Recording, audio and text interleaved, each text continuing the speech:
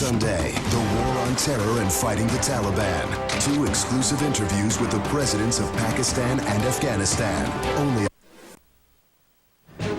on tonight's broadcast, take it to the bank. The government says banks will make it through the recession, but guess what? They'll need a lot more money.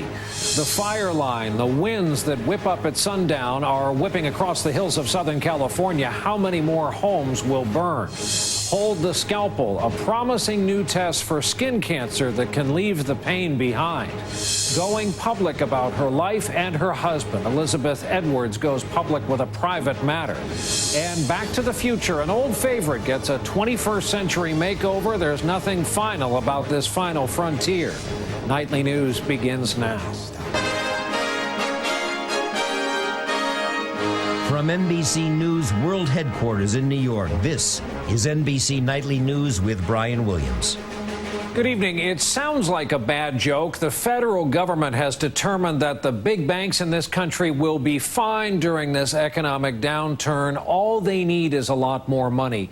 It's very real. In fact, borrowing a phrase from medicine, the feds put the 19 biggest banks in this country through what they call a stress test. 9 of them are fine. The rest need money. Bank of America, for starters, could use about $30 billion. To start us off here tonight, Tom Costello is at the Treasury Department in Washington. Tom, good evening. Hi, Brian. Despite the $750 billion in government bank bailout money, they need more, $74 billion more. But Treasury is optimistic they don't necessarily have to go back to Congress. This may be about shifting money from one pot and putting it into another pot. After receiving hundreds of billions of dollars of taxpayer bailout money, today a financial report card on the nation's biggest banks. These actions today are going to bring an unprecedented level of transparency and clarity to the health of the nation's banking system. Of the 19 banks that underwent the so-called stress test, most passed. Goldman Sachs, Capital One, Bank of New York Mellon, American Express, and Chase don't need to raise any new money. But Bank of America needs to strengthen its reserves by $34 billion, while Wells Fargo needs nearly $14 billion, which they can both accomplish by converting preferred stock to common stock. Meanwhile, Citigroup, the weakest, needs to raise $5.5 billion in new money while strengthening its reserves by a staggering $50 billion. It's already selling assets and converting stock to raise the cash. Auto financing giant GMAC is in need of even more money, $11.5 billion. What we found out is that the banks aren't in as bad shape as we thought, and they're not going to have to raise as much money as we thought. That means there may be more value in the stocks than was originally feared. The banks that need more money have until June 8th to come up with a plan. Meanwhile, most of the nation's 8,000 community banks aren't getting any money. Bank President Frank Sorrentino calls that a disadvantage. It creates an uncompetitive environment that if you're not too big to fail and you're off the radar screen, there's no support for community banks. And MIT professor Simon Johnson says the stress test wasn't stressful enough, the economic scenario too mild, and the biggest banks haven't learned their lessons. Of course, it's likely to happen again. Think about the incentives of the banks. Okay, they know that their bonuses will be protected. They know if things go bad, they will get various kinds of bailout, massive subsidies.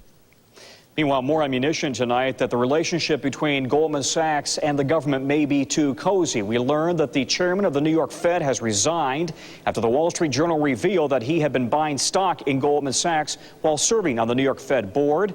Stephen Friedman also served on Goldman Sachs board. Brian? All right, Tom Costello at the Treasury Department in Washington to start us off tonight.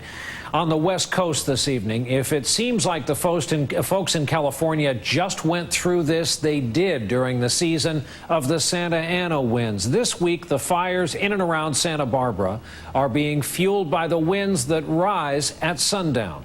Last night, they got ahead of firefighters. This is the scene there tonight as the smoke rises. Miguel Almaguer has been covering the fire line for us all day. He's in the Mission Canyon community in Santa Barbara. Miguel, good evening. Brian, good evening. This can be the most dangerous time of the day for firefighters. They face severe weather conditions and fatigue. Today, firefighters continue the backbreaking work, facing towering flames, whipped by 50-mile-an-hour wind gusts, a devastating firestorm. The damage in Santa Barbara widespread. At least 30 homes destroyed and close to 40. Again, Santa Barbara is in flames. This evening, the fire is still out of control, but firefighters hope to gain the upper hand overnight. Brian? Miguel Almaguer from Santa Barbara for us tonight. Miguel, thanks. Major League Baseball took another big hit today with word that yet another big-name, big-salary player has come under a cloud for using performance-enhancing drugs. He is all-star outfielder Manny Ramirez of the L.A. Dodgers, formerly of the Boston Red Sox, and he has been temporarily suspended starting tonight. The latest on the story from NBC's Lee Cowan. They're mad in Mannywood, that section of Dodger Stadium devoted to trumpeting the team's dreadlock superstar, Manny Ramirez. Because after helping lead the Dodgers to an unprecedented 13 consecutive wins at home last night, the Dodgers' best batter got the boot from baseball for striking out barely out of the dugout. Lee Cowan, NBC News, Los Angeles. The big story overseas tonight continues to be the showdown in Pakistan between government forces and Taliban insurgents entrenched in the rough terrain north of the capital city. All this has triggered a humanitarian crisis. Hundreds of thousands of Pakistani civilians struggling to get out of the way of this. And with the latest, our chief foreign correspondent Richard Engel here in our New York studios. This couldn't be more urgent right now. It is a developing situation, Brian. The reports we've been gathering from Pakistan indicate a growing feeling of desperation as refugees struggle to try and escape an escalating war zone outside Islamabad. Tens of thousands of refugees today piled in and on top of buses as caravans choke the roads out of the Swat Valley. The refugees, mostly farmers, carried whatever they could: bedding, clothing, even chickens and goats. Tonight, Pakistan's officials appealed for international aid for the refugees. The Pakistani military has so far limited its offensive to attacks from the air, but today's announcement by the Pakistani government could be a signal of the start of a new phase, Brian, a ground war. All right, we'll continue watching it. Richard Engel here with us in New York. Richard, thanks. And when we continue along the way this Thursday night, the headline in health news today: new tests for skin cancer, more accuracy and less pain. And later, Elizabeth Edwards on her husband's affair and her decision to talk about it at all. Some remarkable pictures tonight of an explosion at a Washington, D.C. area strip mall. Firefighters were called to the Penmar Shopping Center in Prince George's County this afternoon after reports there initially of a gas leak. Then look at what happened moments later. A huge explosion captured by a fire department video camera. 5 firefighters were seriously injured as they evacuated people from that scene. A gas company employee was also hurt. One eyewitness said, quote, "I thought a bomb had dropped." Now to the latest on the swine flu, which continues to spread across this country and around the world. Cases have now been confirmed in 41 U.S. states, well over half the country. 896 cases in all. Death toll remains at 2. By the way, the World Health Organization said today there may be as many as 2 billion swine flu cases worldwide by the time this virus runs its course. Now to an all too common killer in America, melanoma, the skin cancer that leads to thousands of deaths every year. The headline today is a new way to diagnose it without first doing a biopsy. The story from our chief medical editor, Dr. Nancy Snyderman. 2 years ago, Kevin Carver lost his wife, Michelle, at the age of 33. She died from malignant melanoma. She was a fighter, probably the strong. News, New York. While we're on the subject of health news, the company that owns NBC Universal, General Electric, was in the news today announcing a major initiative in the business of healthcare. GE says it will invest $6 billion over the next 6 years aimed at lowering the cost of healthcare, putting more products on the market, and expanding access.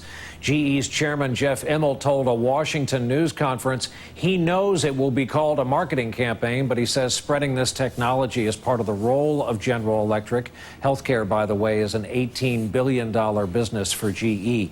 Still ahead here tonight, Elizabeth Edwards going public about a previously private matter.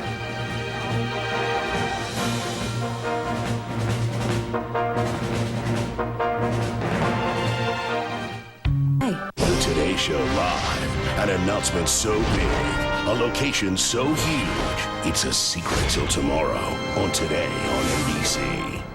Nightly news at nightly.msnbc.com.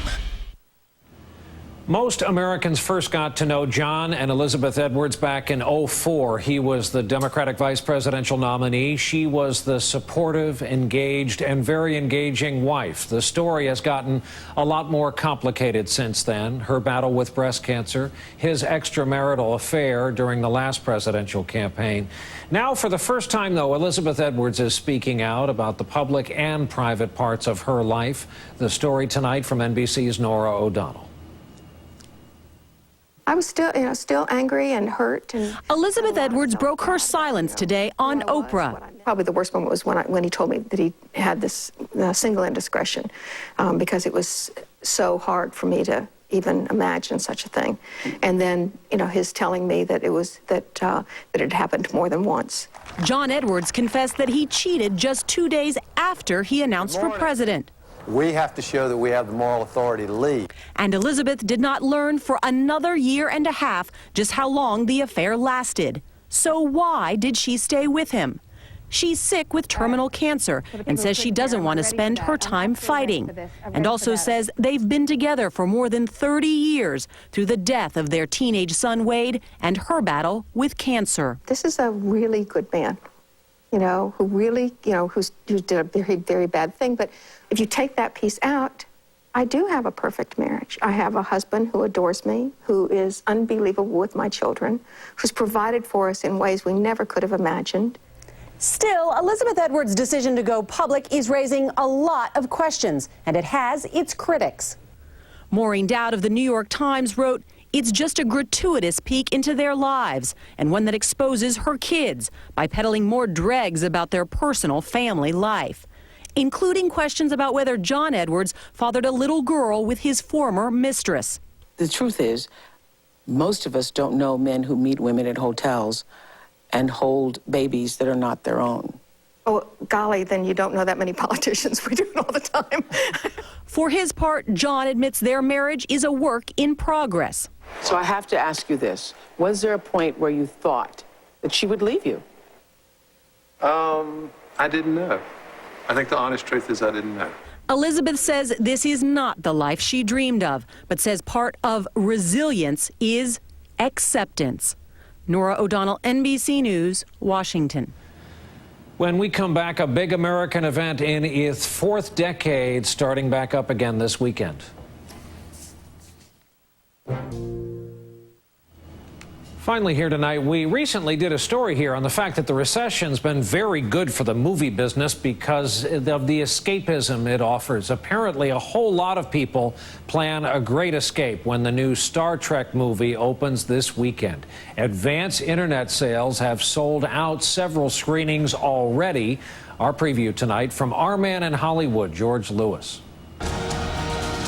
If you haven't heard about the new Star Trek movie opening this weekend, you probably live in another. George Lewis, NBC News, Los Angeles.